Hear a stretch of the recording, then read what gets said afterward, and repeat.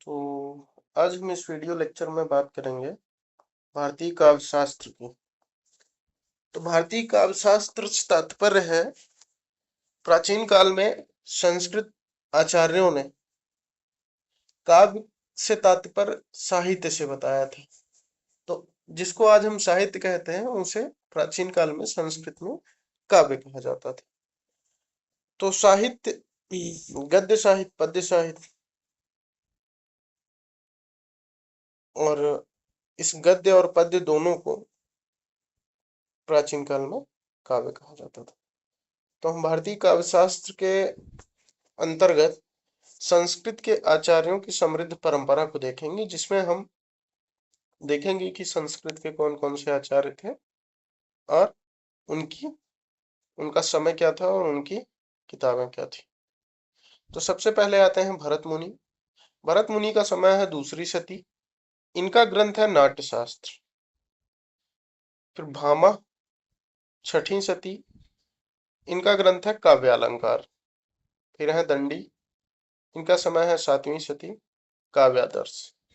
तो भरत मुनि दूसरी शताब्दी में है। फिर उसके बाद भामा छठवीं शताब्दी में, दंडी आते हैं सातवीं शताब्दी में। तो इनका ग्रंथ है काव्यादर्श। और भरत मुनि ने रस संप्रदाय का प्रवर्तन किया है। भामा ने अलंकार संप्रदाय का प्रवर्तन किया है।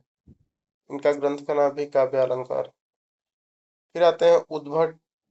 उद्भट का समय है आठवीं शताब्दी। इनका ग्रंथ है काव्यालंकार सार संग्रह। उद्भट के ग्रंथ का नाम काव्यालंकार सार संग्रह। फिर आते हैं वामन। वामन का समय है आठवीं शताब्दी। इन्होंने लिखा काव्यालंकार सूत्र।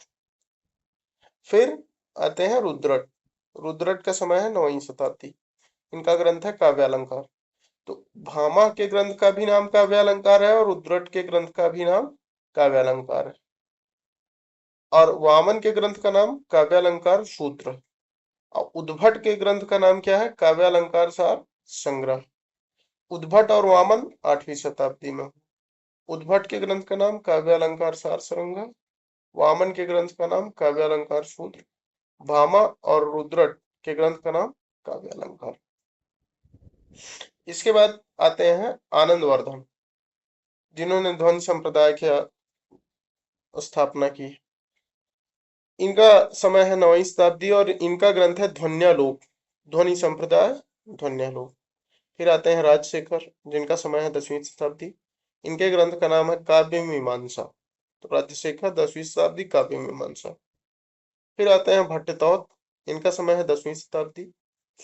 इनके ग्रंथ का नाम है काव्य कौतुक।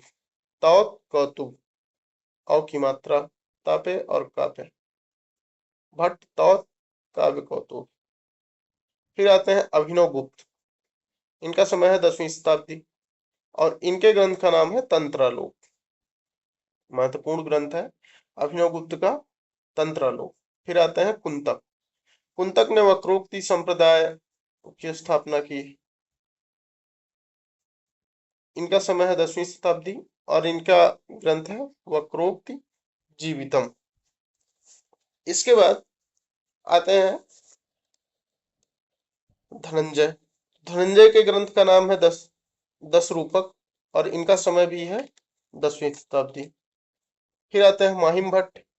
इनके ग्रंथ का नाम है व्यक्ति विवेक और इनका समय है 11वीं शताब्दी। इसके बाद आते हैं भोजराज। भोजराज का समय है 11वीं शताब्दी और इनके ग्रंथ का नाम है सरस्वती कंठाभरण श्रृंगार प्रकाश। आगे हम देखेंगे क्षेमेंद्र। इनका समय है 11वीं शताब्दी और इनके ग्रंथ का नाम है कवि कंठाभरण। फिर आते हैं मम्मट। मम्मट के ग्रंथ का नाम है काव्य प्रकाश। इनका समय है 11वीं शताब्दी। फिर आते हैं रुय्यक। तो रुय्यक के ग्रंथ का नाम अलंकार सर्वस्व है और इनका समय है 12वीं शताब्दी। फिर आते हैं शोभाकार मित्र। इनका ग्रंथ है अलंकार रत्नाकर, जिसका समय है 12वीं शती। फिर आते हैं वाग्भट। इनका समय है 12वीं शताब्दी और ग्रंथ का नाम है वाग्भट्टालंकार। फिर आते हैं हेमचंद्र। हेमचंद्र का समय है 12वीं शताब्दी और इनके ग्रंथ का नाम है काव्यानुशासन। फिर आते हैं रामचंद्र गुणचंद्र, इनका समय है 12वीं शताब्दी और इनका ग्रंथ है नाट्य दर्पण। तो महत्वपूर्ण है हेमचंद्र काव्यानुशासन, रामचंद्र गुणचंद्र नाट्यादर्पण, वाग्भट वाग्भट्ट अलंकार, शोभाकार मित्र अलंकार रत्नाकर, रुइयक का ग्रंथ है अलंकार सर्वस्व, मम्मट का ग्रंथ है काव्य प्रकाश, क्षेमेंद्र जिन्होंने औचित्य संप्रदाय की स्थापना की है इनका ग्रंथ है कवि कंठाभरण, भोजराज का ग्रंथ सरस्वती कंठाभरण और श्रृंगार प्रकाश। तो इस तरीके से हमने शुरुआती संस्कृत आचार्यों के ग्रंथों को देख लिया है।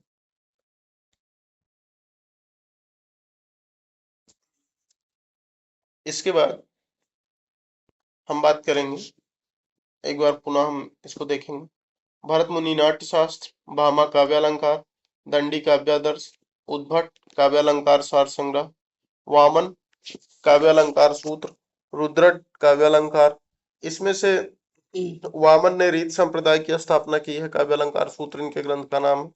रुद्रट काव्यालंकार, आनंदवर्धन ध्वन्यालोक, राजशेखर काव्य मीमांसा, भट्टतौत काव्य कौतुक, अभिनवगुप्त तंत्रालोक, कुंतक वक्रोक्ति जीवितम, कुंतक का संप्रदाय वक्रोक्ति संप्रदाय, धनंजय दस रूपक, माहिमभट्ट व्यक्ति विवेक, भोजराज सरस्वती कंठाभरण श्रृंगार प्रकाश, क्षेमेंद्र कवि कंठाभरण, मम्मट काव्य प्रकाश, रुइयक अलंकार सर्वस्व, शोभाकार मित्र अलंकार रत्नाकर, वाग्भट वाग्भट्ट अलंकार, हेमचंद्र काव्यानुशासन, रामचंद्र गुणचंद नाट्य दर्पण।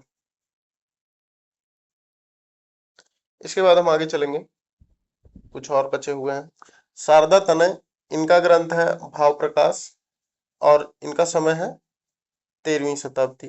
फिर आते हैं जयदेव, जयदेव का समय है 13वीं शताब्दी और इनके ग्रंथ का नाम है चंद्रालोक।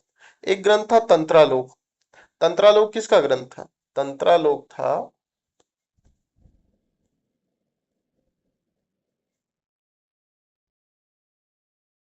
अभिनव गुप्त का, 10वीं शताब्दी में, जैसा कि हम देख सकते हैं। और हेमचंद के ग्रंथ का नाम काव्यानुशासन।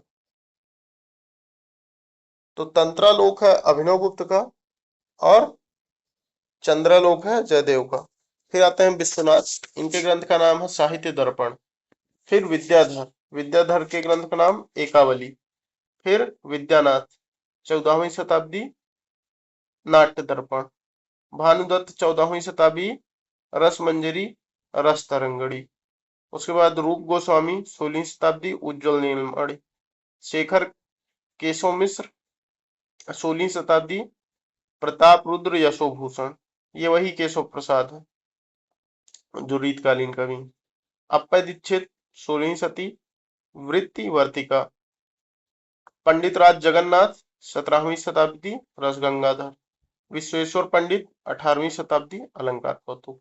तो शारदा तनय का ग्रंथ है भाव प्रकाश, जयदेव का ग्रंथ है चंद्रलोक, विश्वनाथ का ग्रंथ है साहित्य दर्पण, विद्याधर का ग्रंथ है एकावली, विद्यानाथ का ग्रंथ है नाट्य दर्पण, भानुदत्त का ग्रंथ है रसमंजरी और रसतरंगिणी, रूप गोस्वामी का ग्रंथ है उज्ज्वल नीलमणि, शेखर केशव मिश्र का ग्रंथ है प्राप्त रुद्र यशोभूषण, अप्पय दीक्षित का ग्रंथ है वृत्तिवर्तिका, पंडित राज जगन्नाथ का ग्रंथ है रस गंगाधर, विश्वेश्वर पंडित का ग्रंथ है अलंकार कौतुक।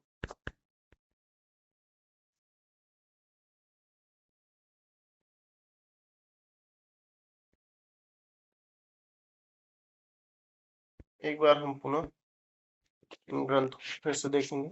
भरत मुनि नाट्य शास्त्र, भामा काव्यालंकार, दंडी काव्यादर्श, उद्भट काव्यालंकार सार संग्रह, वामन काव्यालंकार सूत्र, रुद्रट काव्यालंकार, आनंदवर्धन ध्वन्यालोक, राजशेखर काव्य मीमांसा, भट्टतौत काव्य कौतुक, अभिनवगुप्त तंत्रालोक, कुंतक वक्रोक्ति जीवितम, धनंजय दस रूपक, माहिमभट्ट व्यक्ति विवेक, भोजराज सरस्वती कंठाभरण श्रृंगार प्रकाश, क्षेमेंद्र कवि कंठाभरण, मम्मट काव्य प्रकाश, रुइयक अलंकार सर्वस्व, शोभाकार मित्र अलंकार रत्नाकर, वाग्भट प्रथम वाग्भट्ट अलंकार, हेमचंद्र काव्यानुशासन, रामचंद्र गुणचंद नाट्य दर्पण।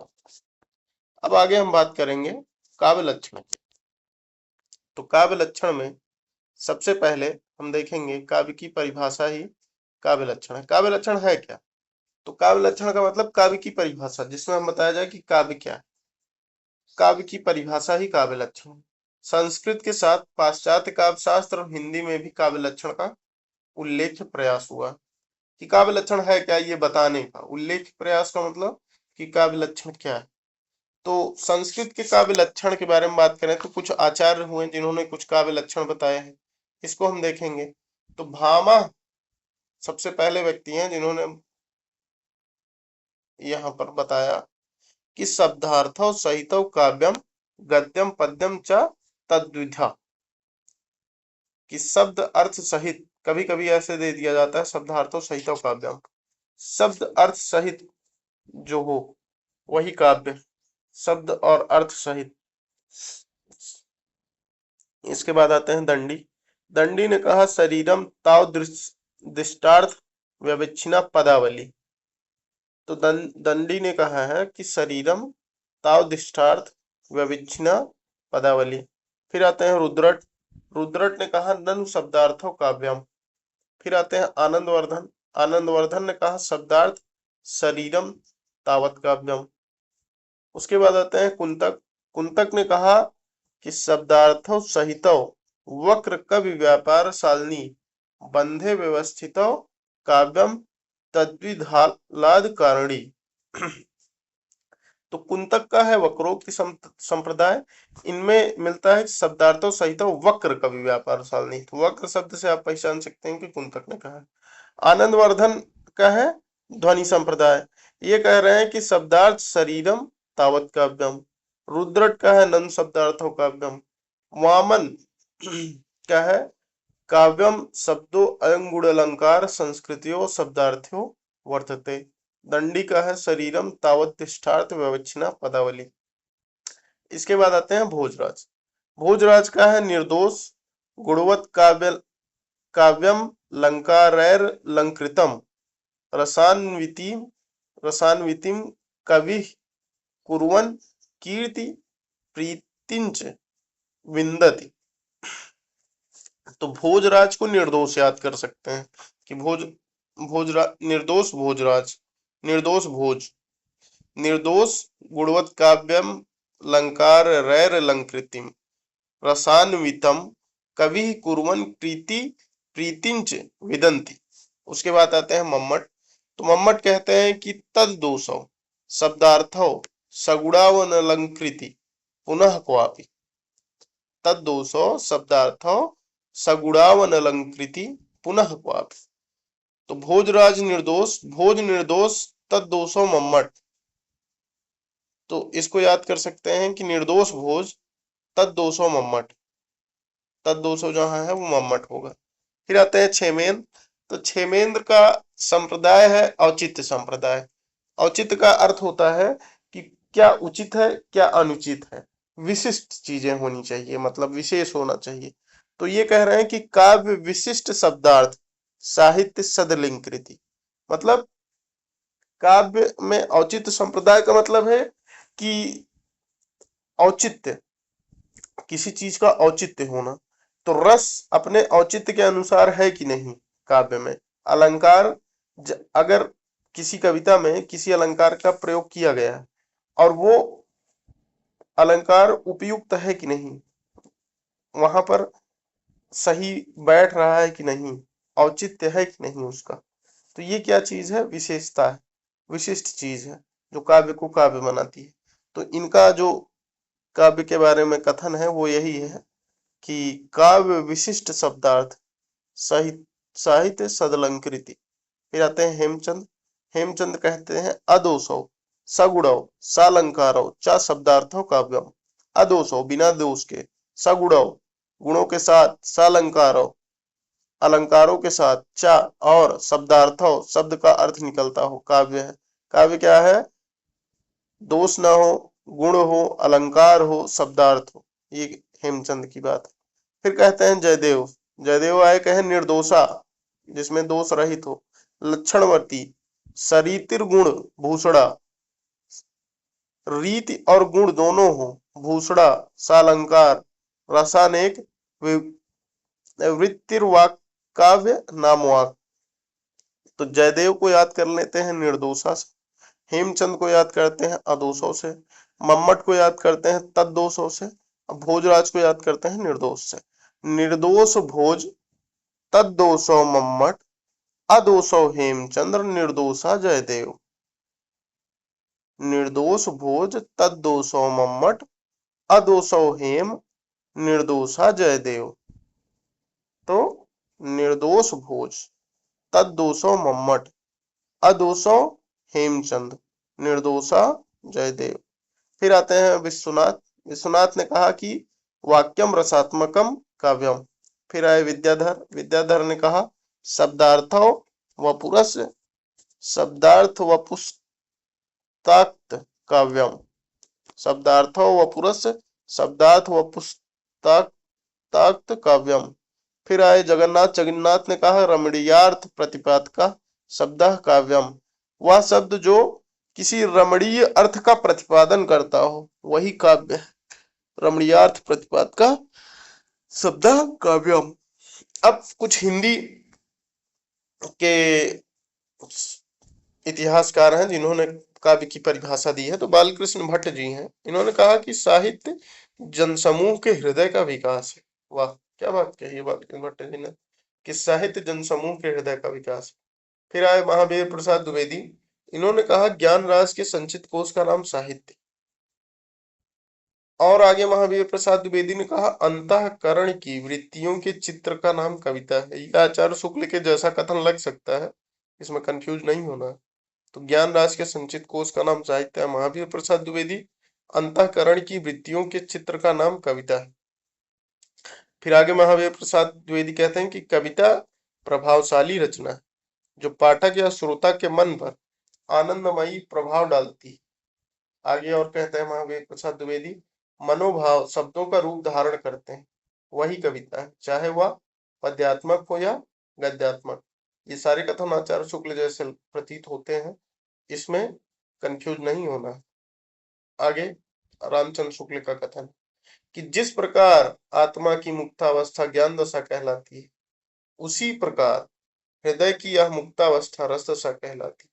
हृदय की मुक्ति की साधना के लिए मनुष्य की वाणी जो शब्द विधान करती आई है उसे कविता कहते हैं। इस साधना को हम भाव योग कहते हैं और कर्म योग और ज्ञान योग के समकक्ष मानते हैं। आगे शुक्ल जी कहते हैं कि कविता ही मनुष्य के हृदय को स्वार्थ संबंधों के संकुचित मंडल से ऊपर उठाकर लोक सामान्य भाव भूमि पर ले जाती है, जहां जगत की नाना गतियों के मार्मिक स्वरूप का साक्षात्कार और शुद्ध अनुभूतियों का संचार होता है। रामचंद्र शुक्ल। आगे रामचंद्र शुक्ल ने कहा कि सत्वोद्रेक या हृदय की मुक्तावस्था के लिए किया हुआ शब्द विधान काव्य। महात्मा गांधी जी का महत्वपूर्ण कथन है। महात्मा गांधी जी काव्य की परिभाषा के संबंध में कहते हैं कि साहित्य वह है जिसे चरस खींचता हुआ किसान भी समझ सके और खूब पढ़ा लिखा भी समझ सके। महात्मा गांधी जी का कथन है कि साहित्य वह है जिसे चरस खींचता हुआ किसान भी समझ सके और खूब पढ़ा लिखा भी समझ सके। प्रेमचंद ने कहा कि जिस साहित्य में हमारी रुचि न जगे, आध्यात्मिक और मानसिक तृप्ति न मिले, हमें गति और शांति पैदा न हो, हमारा सौंदर्य प्रेम न जागृत हो, न सच्ची दृढ़ता उत्पन्न करे, वह आज हमारे लिए बेकार है, वह साहित्य कहलाने का अधिकारी नहीं। अगला कथन है प्रेमचंद का कि साहित्य जीवन की आलोचना। साहित्य किसकी आलोचना है? जीवन की आलोचना। डॉक्टर गुलाब राय का कथन है कि काव्य संसार के प्रति कवि की भाव प्रधान किंतु वैयक्तिक संबंधों से मुक्त मानसिक प्रतिक्रियाओं कल्पना के सांचे में ढली हुई श्रेय की प्रेय रूपा प्रभावोत्पादक अभिव्यक्ति। जयशंकर प्रसाद का महत्वपूर्ण कथन है। इन्होंने कहा काव्य आत्मा की संकल्पनात्मक अनुभूति है जिसका संबंध विश्लेषण या विज्ञान से नहीं है। तो काव्य आत्मा की संकल्पनात्मक अनुभूति है, यहां तक भी पूछा जा सकता है। यह कथन किसका है? जयशंकर प्रसाद का। सुमित्रानंदन पंत का कथन क्या है? कविता हमारे परिपूर्ण क्षणों की वाणी। कविता हमारे परिपूर्ण क्षणों की वाणी है। किसका कथन है? सुमित्रानंदन पंत का। महादेवी वर्मा जी क्या कह रही हैं? महादेवी वर्मा जी कह रही हैं, कविता कवि विशेष की भावनाओं का चित्रण। कविता कवि विशेष की भावनाओं का चित्रण, और वह चित्रण इतना ठीक है कि उसके जैसी ही भावनाएं दूसरे के हृदय में आविर्भूत हो जाती। आगे महादेवी जी कह रही हैं कि कांटा चुभाकर उसकी पीड़ा की अनुभूति तो संसार कराता है, पर कवि बिना कांटा चुभाए उसकी पीड़ा की अनुभूति करा देता है। काव्य तो प्रकृति मानव अनुभूतियों का नैसर्गिक कल्पना के सहारे ऐसा सौंदर्यमय चित्रण है जो मनुष्य मात्र में स्वभावतः अपने अनुरूप भाव भावोच्छ्वास और सौंदर्य संवेदन उत्पन्न करता है। इसी सौंदर्य संवेदन को भारतीय पारिभाषिक शब्दावली में रस कहते हैं। आचार्य नंद दुलारे वाजपेयी जी का कथन था ये। अब आगे हम देखेंगे, अभी हम अध्ययन कर रहे हैं काव्य लक्षण की, जिसमें हमने संस्कृत आचार्यों के परिभाषाओं को देखा। अभी हम हिंदी आचार्यों की परिभाषाओं को देख रहे हैं। आगे नागेंद्र जी का कथन है कि रसात्मक शब्दार्थ काव्य है और उसकी छंदोमयी विशिष्ट विधा आधुनिक अर्थ में कविता। नागेंद्र का कथन क्या है कि रसात्मक शब्दार्थ काव्य है और उसकी छंदोमयी विशिष्ट विधा आधुनिक अर्थ में कविता है। डॉक्टर नागेंद्र कहते हैं कि काव्य आत्माभिव्यक्ति है। अज्ञेय का कथन है कविता सबसे पहले और अंत में शब्द है। अज्ञेय कह रहे हैं कविता सबसे पहले और अंत में शब्द है। धूमिल क्या कह रहे हैं? धूमिल कह रहे हैं कविता भाषा में आदमी होने की तमीज। कविता भाषा में आदमी होने की तमीज। पाश्चात्य काव्य लक्षण की बात कर लें। पाश्चात्य में कुछ विद्वान हुए जिन्होंने काव्य लक्षण दिया। तो ड्राइडन ने कहा कि कविता रागात्मक और छंदोबद्ध भाषा के माध्यम से प्रकृति का अनुकरण, प्रकृति का अनुकरण बताया है ड्राइडन ने। कैसे? रागात्मक और छंदोबद्ध भाषा के माध्यम से प्रकृति का अनुकरण क्या है? कविता है। Poetry is an imitation of nature of pathetic and numerous speech। इसके बाद आते हैं वर्ड्सवर्थ। वर्ड्सवर्थ ने कहा कविता हमारे प्रबल भाव का सहज उच्छलन है। Poetry is the spontaneous overflow of powerful feelings. Poetry is spontaneous overflow of powerful feeling. कार्लिस ने कहा कि कविता क्या है? तो इन्होंने कहा कि कविता सर्वोत्तम शब्दों का सर्वोत्तम क्रम है। Poetry is the best order in the best, माफ कीजिएगा, poetry is the best words in the best order. तो कविता सर्वोत्तम शब्दों का सर्वोत्तम क्रम है। Poetry is the best words in the best order. इसके बाद पीबी शैली ने कहा कविता सुख और उत्कृष्ट मस्तिष्क द्वारा सुखद और उत्कृष्ट क्षणों का संग्रह। किसका संग्रह है कविता? पीबी शैली ने बताया कविता सुखद और उत्कृष्ट मस्तिष्क द्वारा सुखद और उत्कृष्ट क्षणों का संग्रह है। Poetry is the record of the best and happiest moment of the happiest and best minds. इसके बाद पीबी शैली ने और आगे कहा है हमारे सबसे मधुर गीत वही हैं जो हमारे सर्वाधिक विषादपूर्ण विचारों की अभिव्यक्ति। Our sweetest song are those that tell of saddest thoughts। Edgar Allan Poe जो शॉर्ट स्टोरी के जनक माने जाते हैं, इन्होंने कहा कविता सौंदर्य का लयात्मक सृजन। कविता सौंदर्य का लयात्मक सृजन है। Poetry is a rhythmic creation of beauty. Matthew Arnold ने कहा है कविता मूलतः जीवन की आलोचना है। Poetry is a bottom of criticism of life. Ramchandra Shukla ने भी कुछ एक स्थानों पर इस तरह के विचार दिए हैं। तो मैथ्यू आर्नल्ड का ये जो कथन है कविता मूलतः जीवन की आलोचना है, ये कहीं कहीं प्रेमचंद से मिलता है। प्रेमचंद का कथन है साहित्य जीवन की आलोचना है। आगे हम बात करेंगे काव्य हेतु की। तो काव्य हेतु क्या है? हेतु का तात्पर्य कारण से है। काव्य का हेतु अभिप्राय काव्य की रचना के लिए आवश्यक कारणों से है, अर्थात काव्य के सृजन के लिए किन तत्वों का होना जरूरी है। काव्य हेतु को काव्य की उत्पत्ति के कारण के रूप में समझा जा सकता है।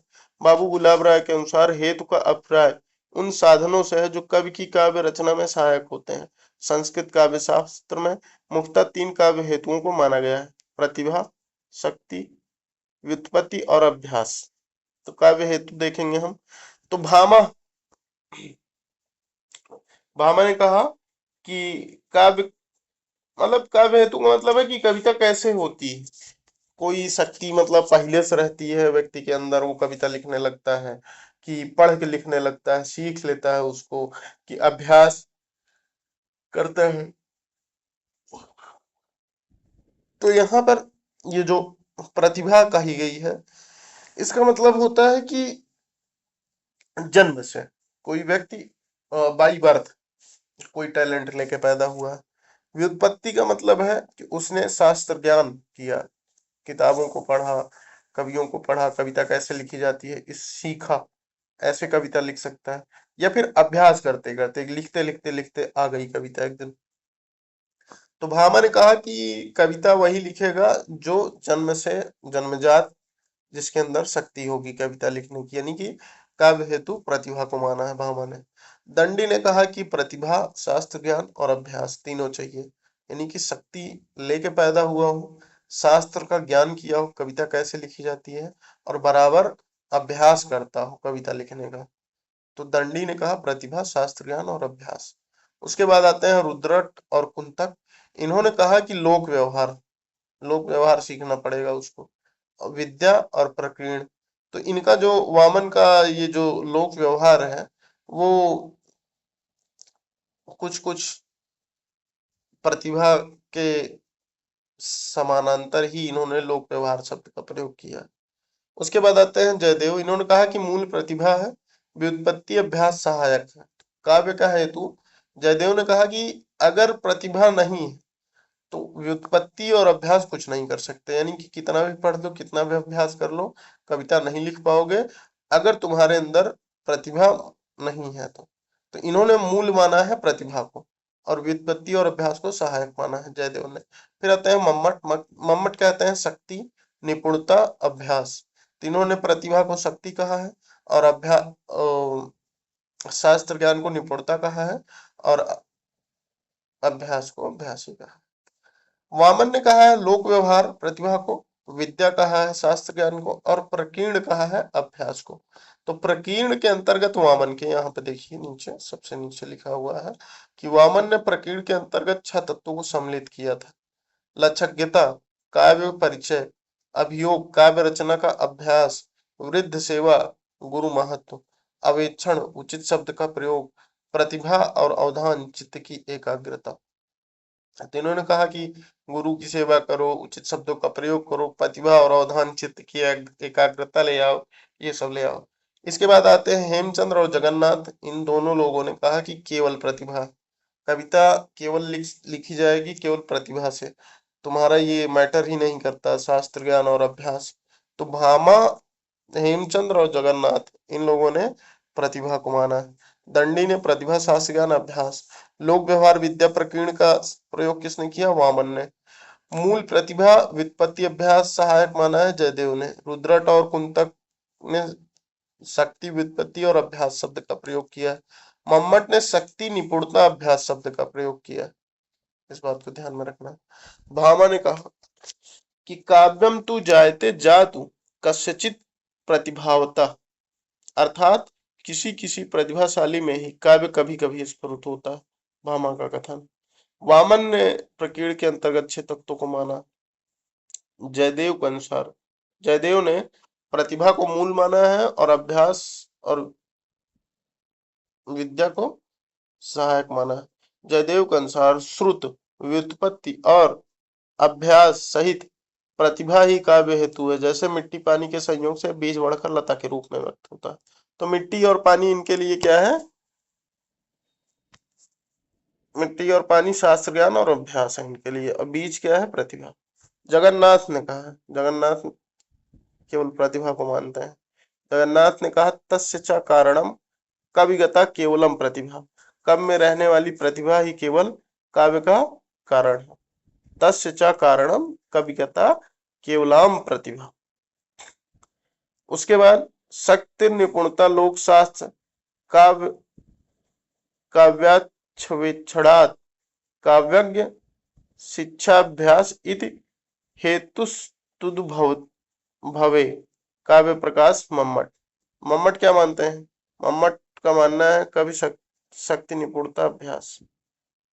शक्ति लोकशास्त्र और काव्य आदि के अवेक्षण द्वारा अर्जित निपुणता अर्थात व्युत्पत्ति और काव्यों से प्राप्त शिक्षा के द्वारा अभ्यास ही काव्य हेतु। इसके बाद प्रतिभा की बात करें तो प्रतिभा अथवा शक्ति को सर्वाधिक महत्व दिया गया है। इसके संदर्भ में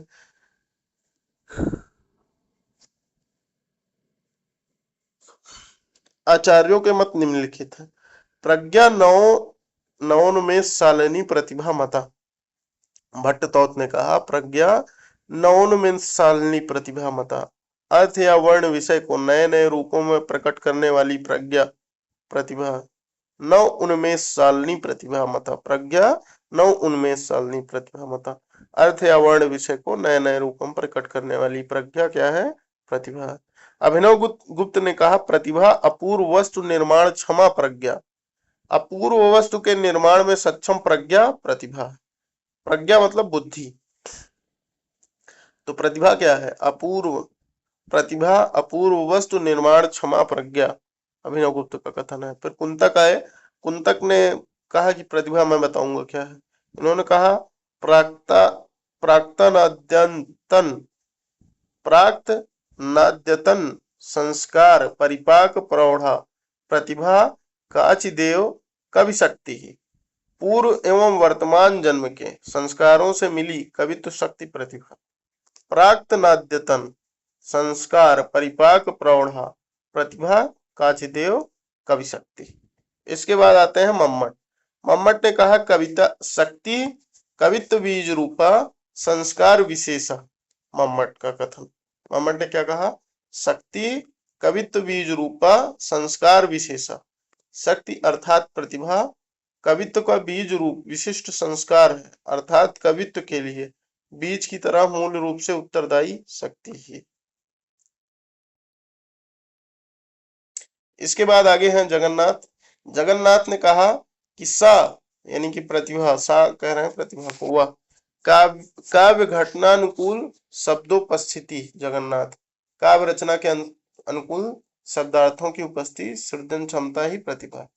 आचार्य रामचंद्र शुक्ल ने प्रतिभा को अंतःकरण की उद्भावित क्रिया के रूप में व्याख्यायित किया।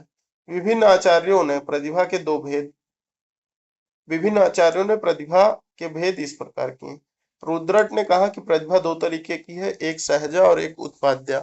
सहजा पूर्व जन्म के संस्कारों से प्राप्त प्रतिभा है तथा उत्पाद्या से तात्पर्य इस जन्म में अर्जित प्रतिभा से। राजशेखर ने कहा कार्यत्री प्रतिभा और भावित्री प्रतिभा। कार्यत्री प्रतिभा का संबंध कवि से है तथा भावित्री प्रतिभा का संबंध सहृदय या पाठक से है। हेमचंद्र ने कहा कि सहजा और औषधिकी यह रुद्रट द्वारा किए गए भेद का ही रूप है। सहजा जन्म से संबंधित है तथा औषधिकी का संबंध श्रम आदि से। व्युत्पत्ति की बात करें तो राजशेखर के अनुसार उचितानुचित विवेक को व्युत्पत्ति, उचित अनुचित का विवेक ही व्युत्पत्ति है। व्युत्पत्ति विभिन्न काव्य शास्त्रों और लोक व्यवहार से प्राप्त किए गए ज्ञान को व्युत्पत्ति कहते हैं। इसी में इसका अर्थ बहुज्ञता भी लिया जाता है। अभ्यास के बारे में बताया राजशेखर ने इसे स्पष्टता परिभाषित किया है कि निरंतर प्रयास करते रहना ही अभ्यास है। आचार्य मंगल ने इसे काव्य का मूल हेतु माना है। पाश्चात्य काव्य शास्त्र में काव्य हेतु अरस्तु और होरेस ने अनुकरण को माना है। उसके बाद कांट और हीगेल ने सौंदर्य प्रेम आत्म प्रदर्शन और अनुकरण को माना है। फ्रायड ने अभुक्त काम की प्रेरणा को माना है। एडलर ने मानव की चिरंतन हीनता ग्रंथ के निराकरण की प्रवृत्ति और अहम की स्थापना को माना है। युंग ने जीवन इच्छा को माना है। अब हम देखेंगे काव्य प्रयोजन। तो सबसे पहले देख लेते हैं काव्य प्रयोजन का अर्थ क्या होता है। प्रयोजन का अर्थ होता है उद्देश्य। अभी तक हमने क्या क्या देखा? हमने देखा काव्य लक्षण, इनकी काव्य क्या है, फिर काव्य हेतु देखा कि काव्य कैसे होता है, मतलब किस शक्ति से। उसके बाद हम देख रहे हैं काव्य प्रयोजन, यानी काव्य का उद्देश्य क्या है, कि क्यों लिखा जाता है, कविता क्यों लिखी जाए, कोई कविता क्यों लिखता है। तो प्रयोजन का अर्थ उद्देश्य होता है। काव्य रचना के उद्देश्य अर्थात उससे प्राप्त होने वाले लाभ को काव्य प्रयोजन कहा जाता है। कोई कविता लिखता है तो क्या मिलता है उसको, उसका उद्देश्य क्या है। तो संस्कृत आचार्यों के अनुसार काव्य प्रयोजन, तो भरत मुनि ने कहा कि काव्य का प्रयोजन है धर्म, यश, आयु साधक, हितकर, बुद्धिवर्धक और लोक उपदेश। एक स्थान पर इन्होंने पीड़ित मनुष्य को विश्रांति करना भी काव्य का एक प्रयोजन माना है। इनका कहने का मतलब है अगर कोई कविता कर रहा है तो इससे उसको धर्म, उसके धर्म में वृद्धि होगी, कविता से यश मिलेगा, आयु साधक है कविता, हितकर है, बुद्धि बढ़ाने वाली, बुद्धिवर्धक है, लोक उपदेश है, लोगों को उपदेश देने के काम आती है। और एक जगह पे इन्होंने लिखा कि पीड़ित मनुष्य को विश्रांति करना, मतलब कोई पीड़ित मनुष्य है तो उसको कविता सुना के विश्रांति मतलब आराम दिया जा सकता है।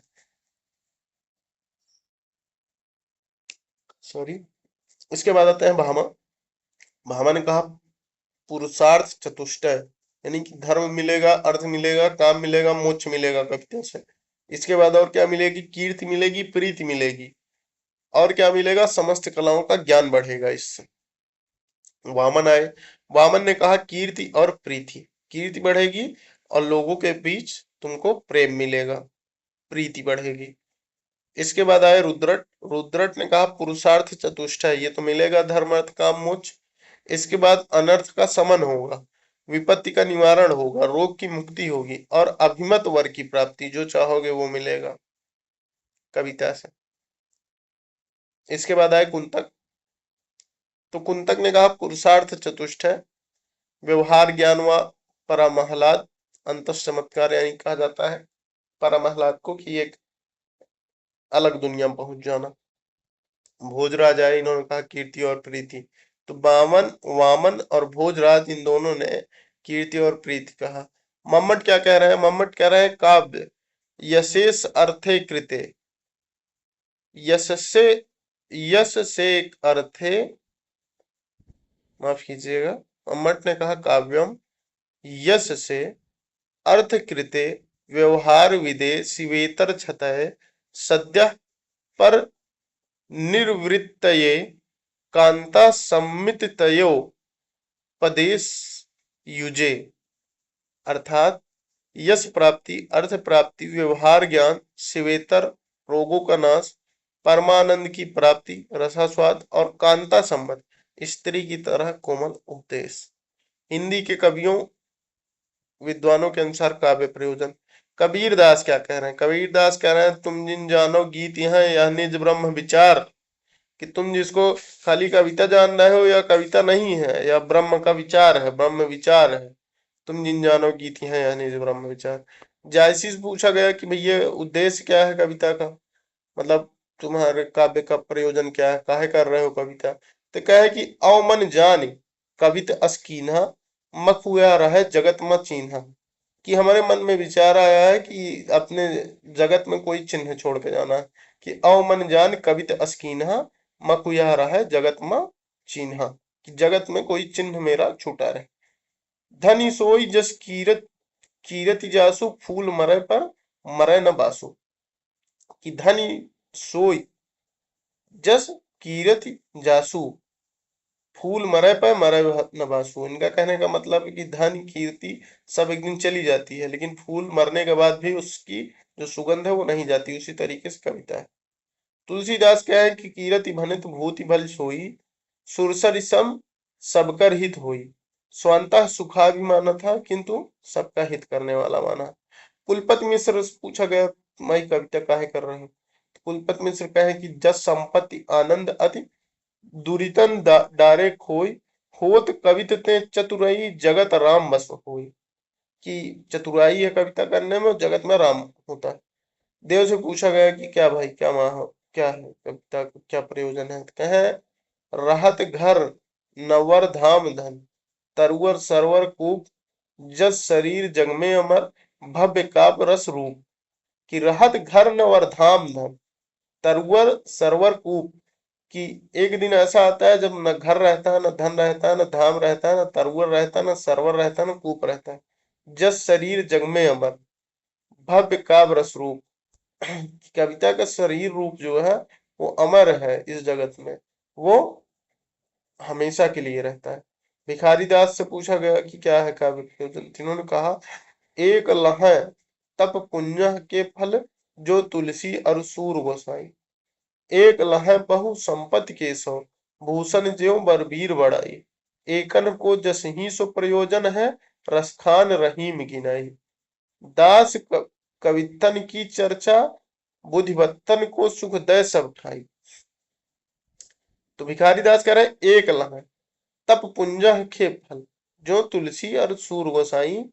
एक लहै बहु संपत्ति के सौ, भूषण ज्यों बरबीर बड़ाई। की संपत्ति चाहिए केशव को, भूषण को वीर बड़ाई चाहिए।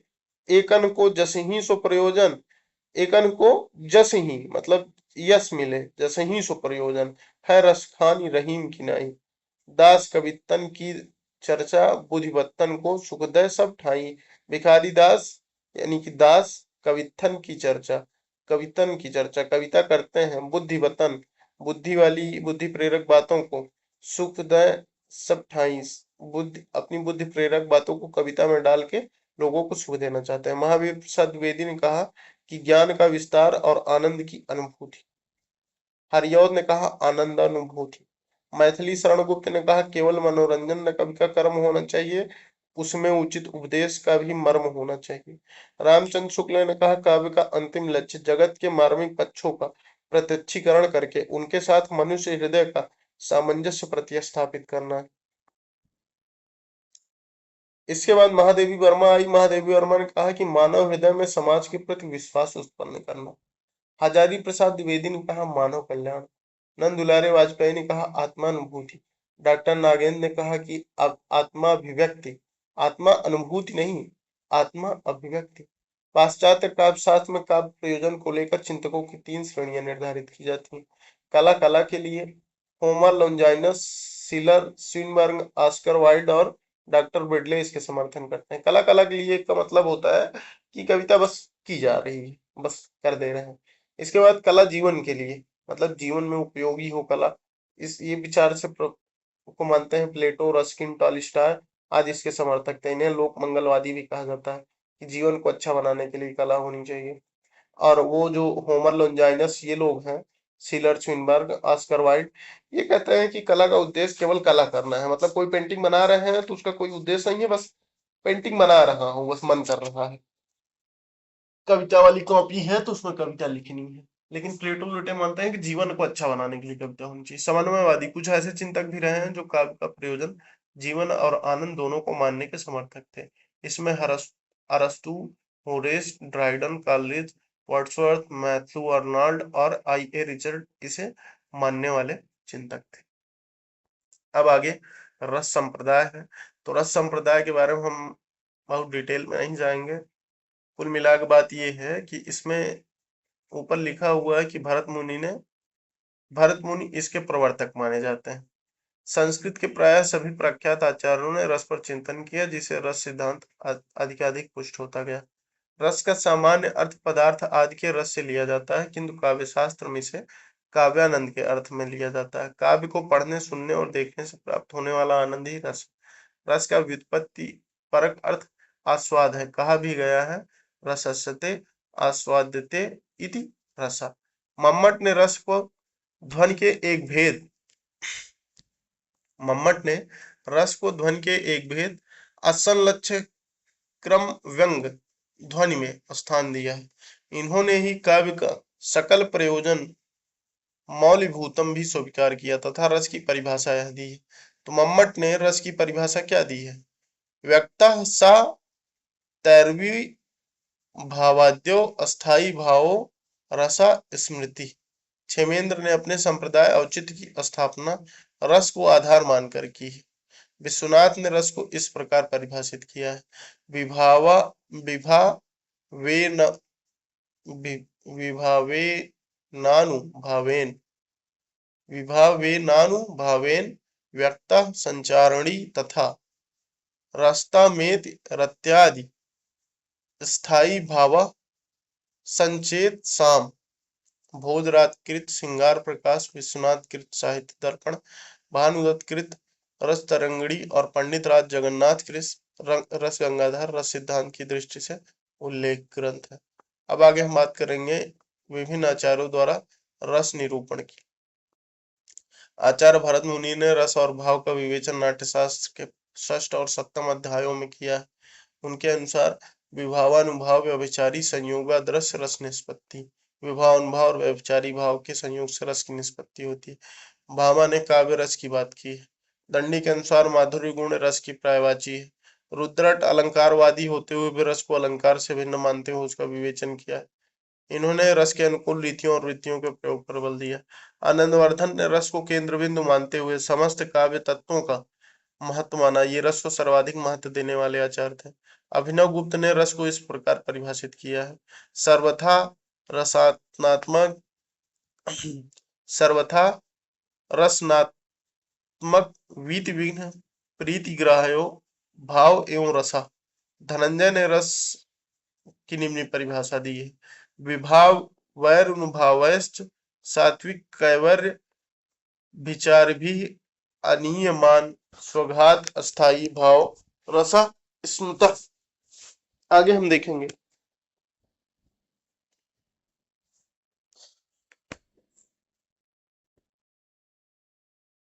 रस के अंग। तो रस के चार अंग होते हैं: अस्थाई भाव, विभाव, अनुभाव एवं संचारी भाव। संचारी भावों की संख्या 33 मानी जाती है।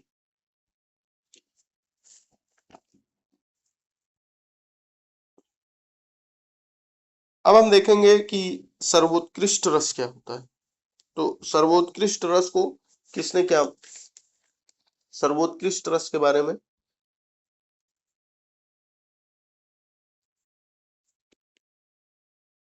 क्या चीजें लिखी हुई हैं। तो रसराज श्रृंगार, आचार्य भरत मुनि ने श्रृंगार रस के संबंध में लिखा कि श्रृंगार में जो कुछ भी पवित्र, संसार में जो कुछ भी पवित्र, उज्जवल, विशुद्ध और दर्शनीय है, उसकी उपमा इससे दी जा सकती है। किससे? रसराज श्रृंगार से। सर्वोत्कृष्ट रस कौन सा है? सभी रसों में कौन सा सबसे अच्छा रस? ये। उसके बाद आचार्य भरत मुनि, रुद्रट, आनंदवर्धन, अभिनवगुप्त, हेमचंद, विद्याधर और विश्वनाथ ने श्रृंगार को सर्वोत्कृष्ट रस घोषित किया। भोजराज और अग्निपुराण तो इसे एकमात्र रस मानते हैं। करुण रस को सर्वोत्कृष्ट रस माना है भवभूति ने। करुण रस को मूल रस मानते हुए उत्तर रामचरित में लिखा, एको रसा करुणो एव। किसने? भवभूति ने। अन्यों की बात की जाए तो अभिनवगुप्त ने शांत रस, नारायण पंडित ने आश्चर्य रस और रूप गोस्वामी ने मधुर रस को मूल रस माना। रस का स्वरूप कैसा है, मतलब रस है कैसा? तो रस को ब्रह्मानंद के समानार्थी कहे जाने का आरंभ तैत्तिरीय उपनिषद से ही हो गया था। रसव वे सह। आगे आचार्य भट्टनायक ने इस रस को ब्रह्मानंद सहोदर कहा। तो रस को ब्रह्मानंद सहोदर किसने कहा? आचार्य भट्टनायक ने कहा। रस को ब्रह्मानंद के समानार्थी कहे जाने का आरंभ तैत्तिरीय उपनिषद से शुरू हो गया था। विभिन्न आचार्य समय समय पर रस के स्वरूप का विवेचन करते रहे, जिसे सार रूप में प्रस्तुत करने का श्रेय आचार्य विश्वनाथ को प्राप्त है।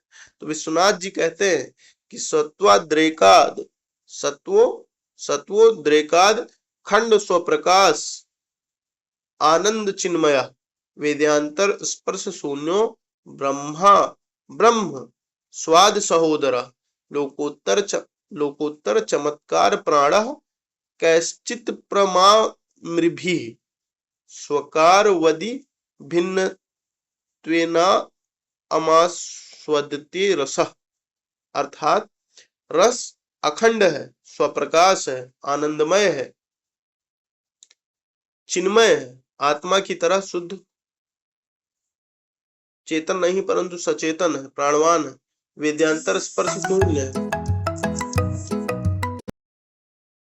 वेद्यांतर स्पर्श शून्य है। रसास्वादन के समय अन्य किसी वेद ज्ञान की उपस्थिति खत्म हो जाती है। ब्रह्मा स्वाद सहोदर है, लोकोत्तर चमत्कार प्राण है, लौकिक विस्मय रस का प्राण है, अपने आकार से अभिन्न रूप में आस्वादित होता। आगे की चीजें हम अगली क्लास में करेंगे।